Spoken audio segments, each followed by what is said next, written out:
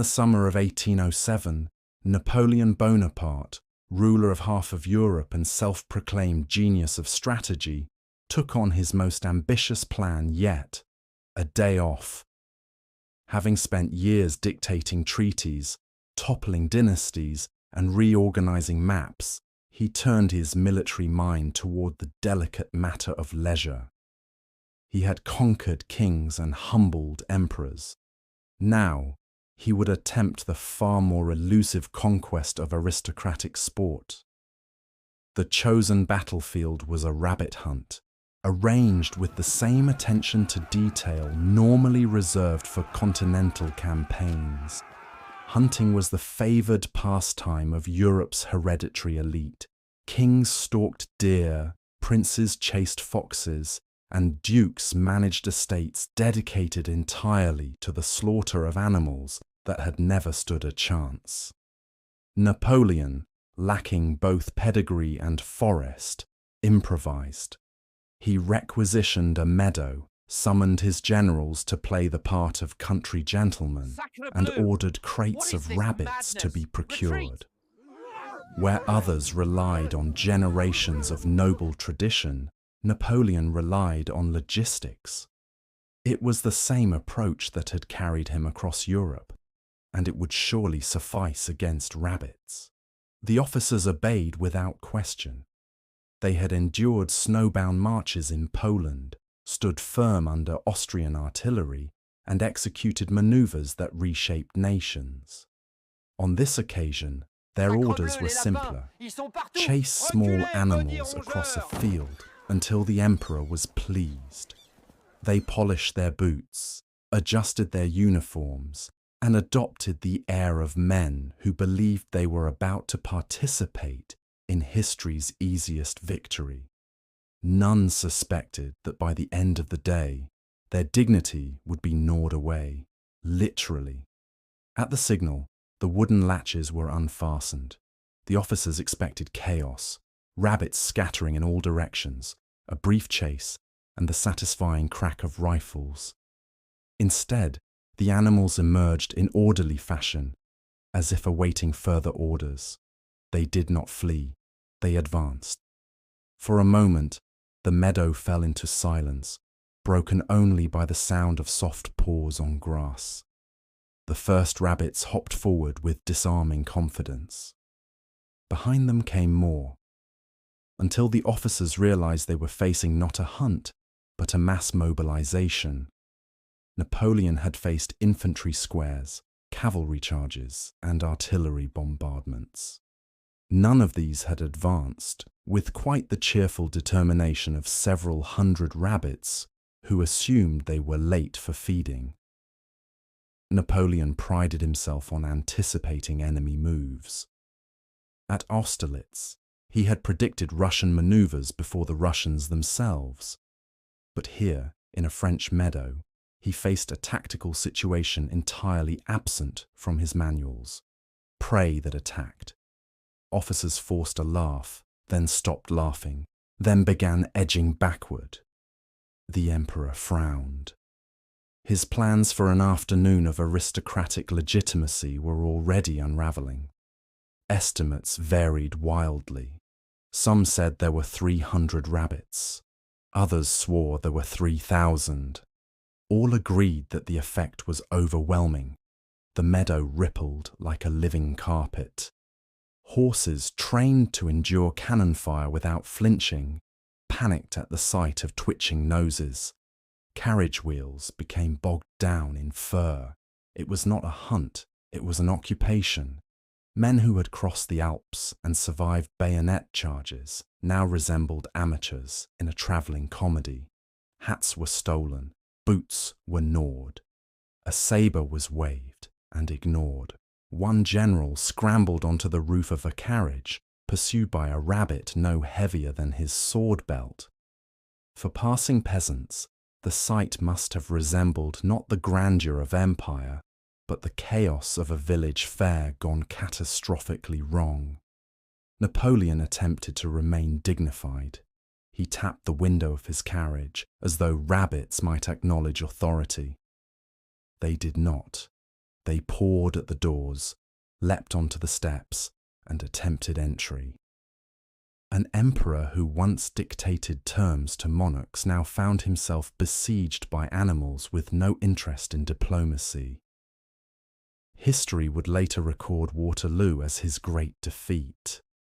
In truth, Waterloo was merely his second. The officers convened not so much to plan as to recover the appearance of planning, and, pretending to be gentlemen of leisure, momentarily interrupted by agriculture, they arranged themselves around a crate that had earlier failed to contain anything, smoothing cuffs and clearing throats with the ceremonial gravity normally reserved for declarations of empire. The air, which had watched the entire affair with rustic amusement, offered a light breeze as minute secretary, while the rabbits, anticipating manoeuvres with an attentiveness suspicious in herbivores, took up discreet positions along the hedgerow in order to better ignore whatever was decided. The agenda, read aloud in the calm documentary voice of history that has learned to survive embarrassment, began with Item 1, restatement of intent, which sought to affirm that this had always been a hunt and not a ceremonial surrender to livestock. Item 2, restoration of dignity, which proposed that hats be retrieved from bushes, boots be reintroduced to their owners, and sabres be persuaded to look purposeful. And Item 3, future proceedings, which implied, without insisting, that rabbits ought eventually to behave like prey, a category they had declined on procedural grounds. A junior aide, eager to be promoted to the rank of explanation, suggested that the operation be replanned with the same thoroughness normally reserved for a continental invasion. Field reconnaissance, supply lines of carrots and confidence, lines of advance marked upon a map that did not move when looked at. Yet even as the words were spoken, the map, flustered by the meadow's habit of being wider than paper, curled at the edges and attempted to become a hat, a career path now fraught with precedent. The senior men nodded in that slow, long-sentence way that conveys approval of grammar more than content.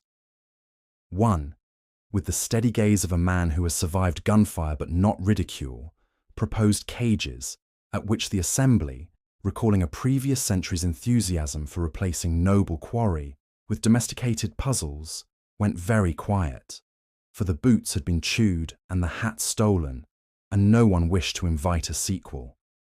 From his carriage, the emperor performed the delicate art of tapping the glass for respect, a gesture that in palaces could silence a continent, but in fields serves mainly to acquaint the countryside with manners. He addressed the assembly through the window in a tone that had once ordered armies over rivers, observing that rare defeats are the spice of campaign history provided. They are both rare and not this one, and that the correct response to being surrounded by rabbits is not, strictly speaking, to behave like an anecdote. The horses schooled to ignore cannon listened to none of this, preferring the counsel of instinct, which advised removing hooves from situations where fur approaches with intent.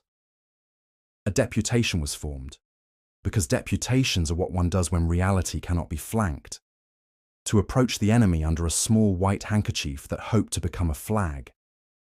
They advanced 3 paces, bowed to the idea of parley, and presented terms in the most civilized French, which is to say with perfect grammar and no relevance, offering, in exchange for a dignified retreat, carrots, clover, and a gentleman's agreement about boundaries. The rabbits accepted the carrots, declined the boundaries, and, having concluded that feeding time had finally remembered its obligations, pressed forward with that cheerful determination, which in other species is called a charge. Minutes were taken, for history is hungry for paperwork when outcomes are uncooperative. The enemy exhibits neither retreat nor respect, but considerable appetite. One line recorded with the same pen that had once summarized a treaty. Fence diplomacy remains inconclusive, noted another, as 2 rabbits demonstrated the principle of selective permeability by passing both under and through a structure whose purpose, it was once thought, was to make under and through illegal.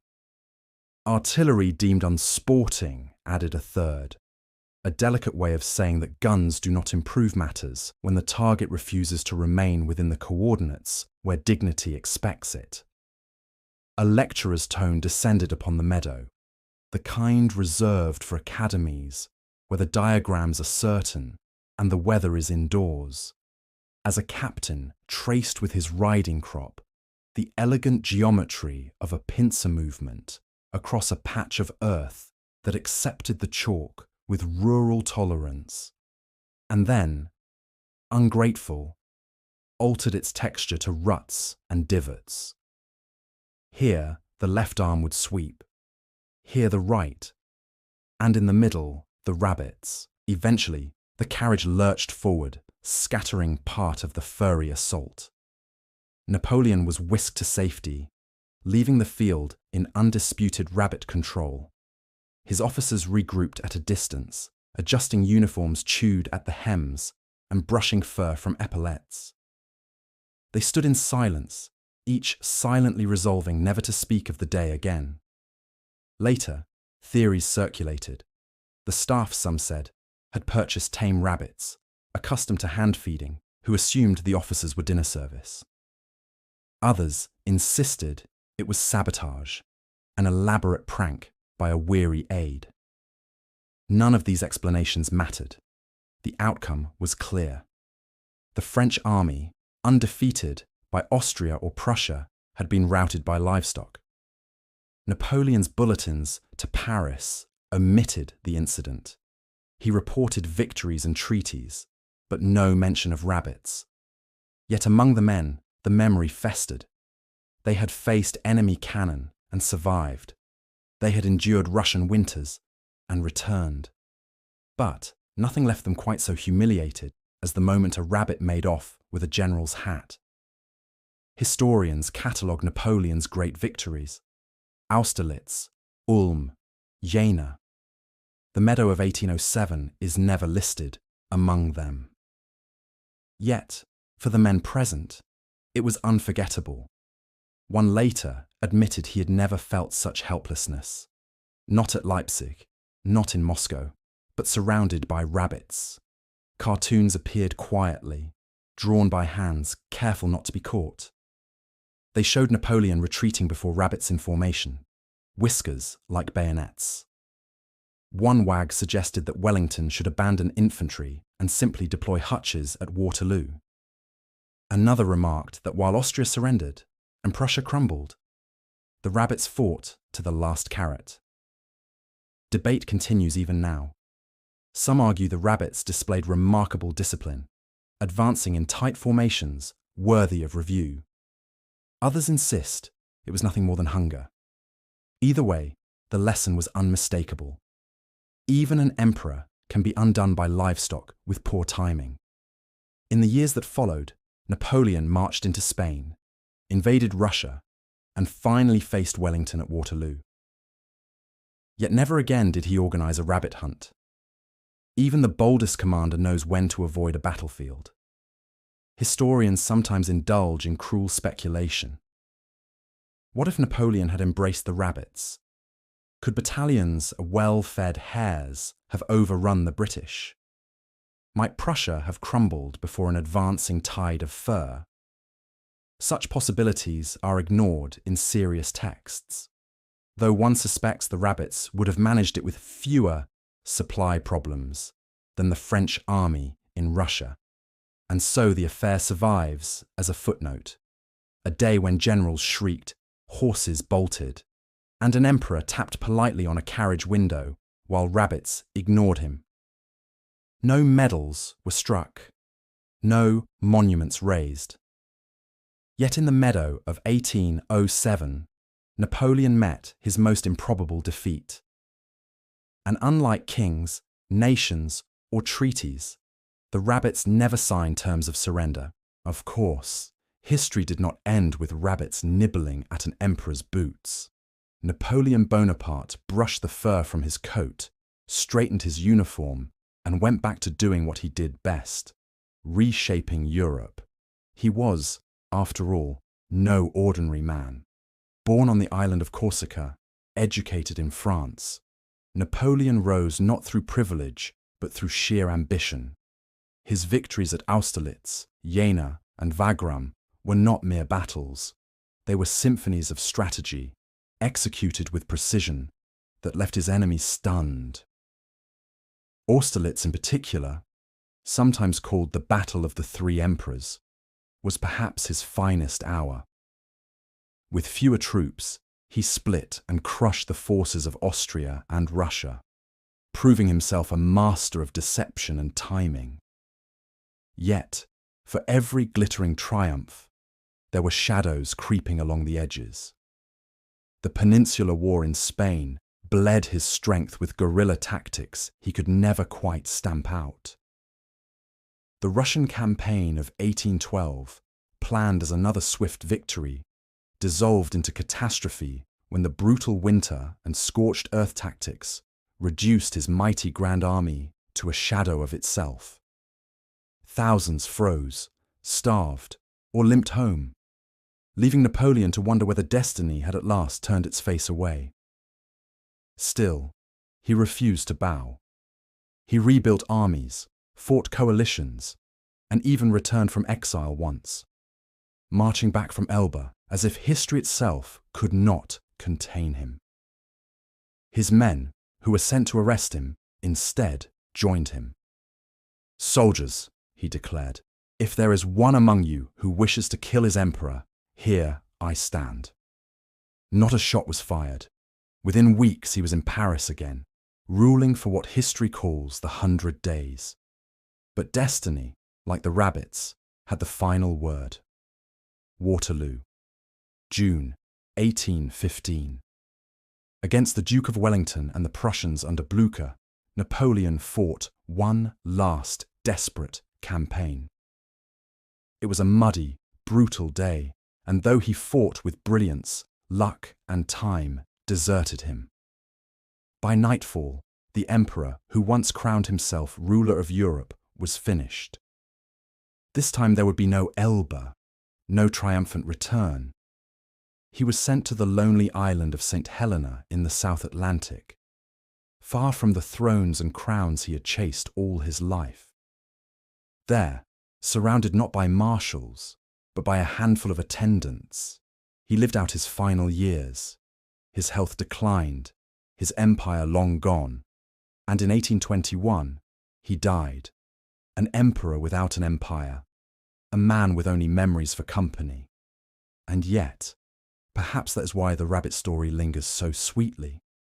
It reminds us that even the greatest conquerors are still human, subject to absurdity and defeat. The rabbits were a comic rehearsal for what was to come. Not every plan works. Not every battle is won. And sometimes the world turns in ways that no general can command. So, as you drift off tonight, you might remember Napoleon not only as the man of Austerlitz or Waterloo, but as the unlikely participant in a countryside skirmish where victory belonged to the humble rabbit. And in that thought lies a certain comfort, that power fades, glory wanes, but the quiet forces of nature, of life, of laughter remain undefeated.